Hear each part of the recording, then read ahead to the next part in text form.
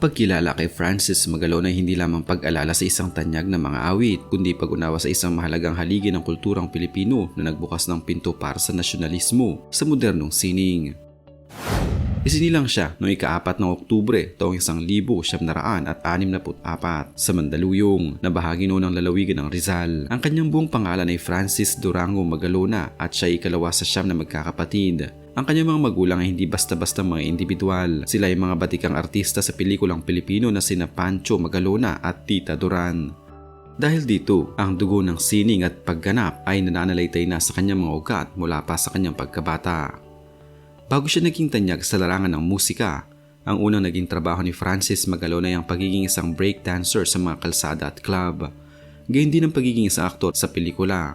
Noong dekada 80, partikular na noong 1984, nagsimula siyang lumabas sa mga teen-oriented movies tulad ng Bagets 2 kung saan ginampanan niya ang karakter na si Ponce.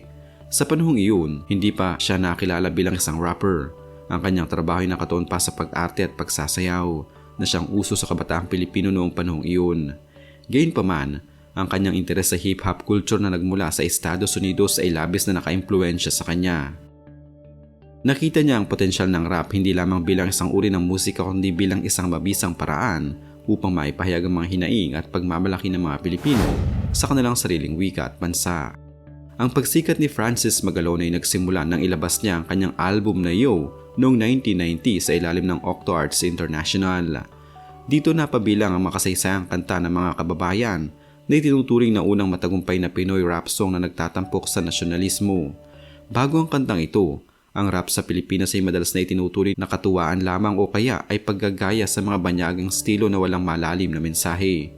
Ngunit binago ni Francis ang naratibong ito sa pamamagitan ng paggamit ng Tagalog at paghihimok sa mga Pilipino na ipagmalaki ang kanilang kayumangging balat at pinagmulan. Nagustuhan siya ng mga Pinoy dahil sa kanyang kakayahang pag-isahin ang modernong tunog ng West at ang tradisyonal na pagpapahalaga ng mga Pilipino.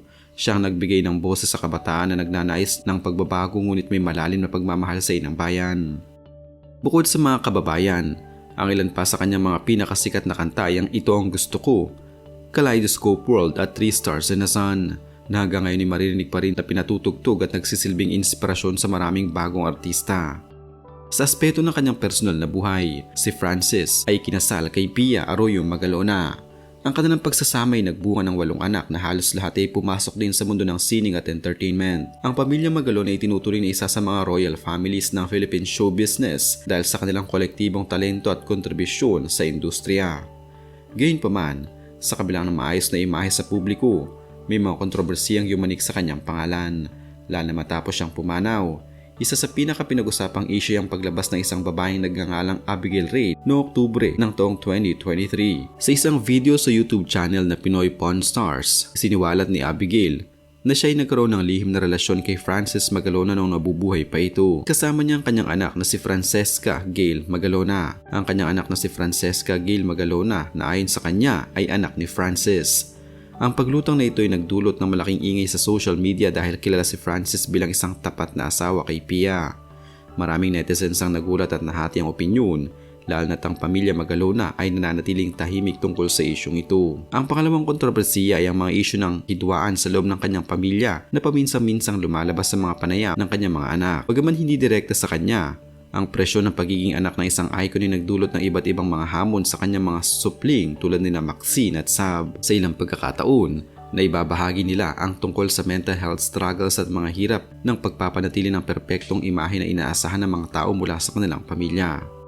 Noong siya'y nabubuhay pa, marami ang bumabatiko sa kanya dahil sa pagiging masyadong direkta at kritikal sa gobyerno. Ang kanyang kanta ng mga praning ay tumalakay sa problema ng droga, habang ang iba pang mga kanta ay tumira sa korupsyon. May mga sektor noon na hindi natuwa sa kanyang impluwensya sa kabataan dahil tinitingnan siya bilang isang rebeldeng boses na maaaring magudyok ng pagsuway. Ngunit para sa kanyang mga taghanga, ito ang dahilan kung bakit siya tunay na bayani ng musika sapagkat hindi siya natakot na sabihin ang totoo kahit na ito'y makasira sa kanyang komersyal na imahe.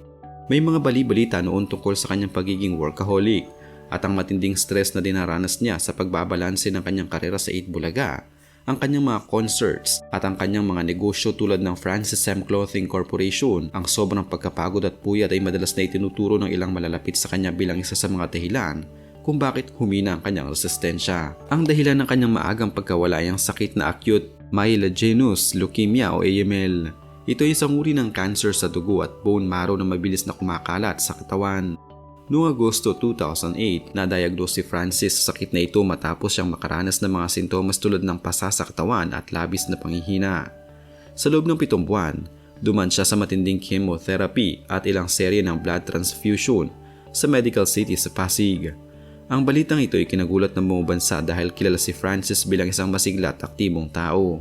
Sa kabila ng kanyang kalagayan, nanatili siyang positibo at patuloy na nag-update sa kanyang mga vlog na The Mouth upang bigyan ng inspirasyon ng kanyang mga tagahanga. Ang leukemia ay isang sakit kung saan ang bone marrow ay gumagawa ng napakaraming abnormal na white blood cells na hindi kayang protektahan ng katawan laban sa impeksyon. Sa kaso ni Francis M., ang AML ay napaka-agresibo. Sinubukan ng mga doktor na labanan ang sakit sa pamamagitan ng agresibong gamutan, ngunit noong ika-6 ng Marso 2009, sa ganap na alas 12 ng tanghali, pumanaw si Francis Magalona sa edad na 44 lamang. Ang sanhi ng kanyang pagkamatay ay multiple organ failure dulot ng komplikasyon mula sa kanyang leukemia. Ang kanyang pagkamatay ay nag-iwan ng malaking puwang sa industriya ng musika at telebisyon at ang buong bansa ay nagluksa para sa pagkawala ng tinaguriang master rapper. Para sa isang pasyenteng may acute myelogenous leukemia o AML, ang layo ng medisina ay hindi lamang gamutin ang mga sintomas kundi ang tuluyang puksain ng mga abnormal na selyo sa bone marrow. Sa kaso ni Francis Magalona noong 2008 hanggang 2009, maaaring nagkaroon dapat ng bone marrow o stem cell transplant. Ito ang itinuturing na pinakamabisang paraan upang tuluyang malunasan ng AML. Matapos patayin ng chemotherapy ang mga cancer cells, papalitan ng mga bone marrow ng pasyente ng malusog na stem cells mula sa ibang compatible donor. Sa kasamaang palad, ang proseso ng paghahanap ng perfect match na donor ay mahirap at matagal. Kung nakahanap sana ng maagang match at naging sapat ang lakas ng kanyang katawan para sa operasyon, maaring mabigyan siya ng mas mahabang pagkakataon. Noong panahon din ni Francis Magalona, ang standard na gamutan ay ang tradisyonal na chemotherapy, ang tinatawag na 7+3 regimen. Sa kasalukuyang medisina, mayroon ng mga targeted drugs na tinitira lamang ang mga espesipikong protina o gene mutations tulad ng FLT3 o IDH sa mga cancer cells nang hindi masyadong napipinsala ang malusog na selyo. Kung ang mga makabagong gamot na ito ay available na noon ng mas malawak, maaaring hindi naging ganoon kabilis ang paghina ng kanyang resistensya. Ang AML ay kilala bilang acute dahil napakabilis nitong kumalat, madalas ay sa loob lamang ng ilang linggo o buwan. Noong napansin ni Francis ang mga pasa sa kanyang katawan, ang sakit ay nasa advanced stage na. Ang regular na complete blood count o CBC at mabilis na pagpapasuri sa mga sintomas tulad ng madaling pagkapasa, lagnat at labis na pagkapagod ay crucial. Kung na-detect ang abnormalidad sa kanyang dugo ilang buwan bago ang Agosto 2008, mas maaga sanang nasimulan ng agresibong gamutan. Ang pinakasanhi ng pagpanaw ng mga pasyenteng may leukemia ay madalas hindi ang cancer mismo, kundi ang komplikasyon o impeksyon. Dahil pinapatay ng chemotherapy ang white blood cells, nagiging biktima ang pasyente ng sepsis o pneumonia. Ang pagpapanatili sa isang ultra-sterile na kapaligiran at ang pag-iwas sa anumang exposure sa mikrobyo ay napakahalaga upang maiwasan ang multiple organ failure na siyang naging sanhi ng kanyang pagpanaw. Ang immunotherapy ay isang makabagong paraan kung saan tinuturuan ang sariling immune system ng pasyente na kilalanin at atakihin ang mga cancer cells. Bagaman nasa experimental stage pa ito noon, ang AML ay isa sa mga pinakamahirap na labanan dahil sa bilis nito. Ang kombinasyon ng maagang transplant at makabagong targeted drugs ang mga pangunahing salik na maaaring nagpabago sana sa takbo ng buhay ni Francis Magalona. Ang pagpanaw niya ay hindi naging hadlang upang makalimutan ang kanyang mga ambag. Sa katunayan, mas lalong tumingkad ang kanyang legasiya matapos siyang mamatay. Ang kanyang mga kanta ay naging bahagi na ng mga kurikulum sa ilang paaralan na nagtuturo ng nasyonalismo at ang kanyang estilo sa rap ay nananatiling pamantayan para sa mga bagong sumisibol sa hip-hop sa bansa.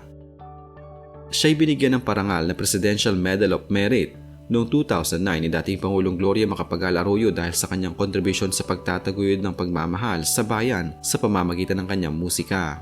Isang mahalagang aspeto ng kanyang karera na dapat ding banggitin ay ang kanyang pagiging bahagi ng Eat Bulaga, ang pinakamatagal na noontime show sa Pilipinas.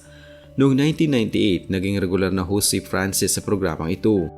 Dito'y lalong napalapit ang kanyang puso sa masa, hindi lamang siya nakikita bilang isang sikat na rapper, kundi bilang isang kaibigan at kuya sa mga manonood. Ang kanyang tandem sa mga host na sina Joey De Leon, Vic Soto at Tito Soto ay nagpakita ng kanyang versatility bilang isang entertainer. Ang kanyang sakit na leukemia ay nagsilbi ring paalala sa marami tungkol sa kahalagahan ng health awareness. Sa panahon ng kanyang gamutan, maraming mga fundraising concert at blood drives ang isinagawa para sa kanya, na nagpakita ng pagkakaisa ng mga artista sa industriya. Ang Francis M. Foundation ay tinayo rin upang may pagpatuloy ang kanyang mga adhikain, partikular na ang pagtulong sa mga kabataang may talento ngunit walang kakayahan na napaunlarin ito. Ang kasaysayan ng Philippine hip-hop ay hindi magiging kumpleto kung wala ang kanyang pangalan. Siyang nagsilbing tulay sa pagitan ng lumang henerasyon at ang mga bagong usbong na kaisipan.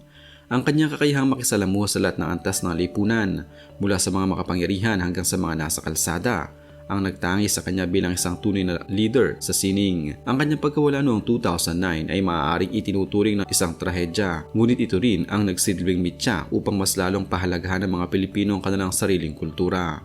Ang kanyang buhay isang paalala na ang oras ay maikli, kaya naman dapat nating gamitin ang bawat sandali upang makagawa ng positibong epekto sa mundo tulad ng ginawa ng Man from Manila. Sa bawat taon na lumipas, ang mga aral mula sa kanyang buhay mas lalong nagiging makabuluhan. Sa gitna ng mga pagsubok na kinakaharap ng bansa, ang kanyang musika ay nagsisilbing pampalakas ng loob. Ang kanyang sakit na acute myelogenous leukemia ay nagturo sa atin ng kahalagahan ng pagdami sa kapwa sa panahon ng pangailangan. Ang suporta na nakuha niya mula sa buong bansa noong siya ay nagkasakit ay patunay na ang kabutihan ay palaging sinusuklian ng kabutihan. Si Francis Magalona ay namatay na may karangalan at ang kanyang alaala ay mananatiling sariwa sa isipan ng bawat Pilipino na naniniwala sa kapangyarihan ng pangarap at pag-ibig sa bayan.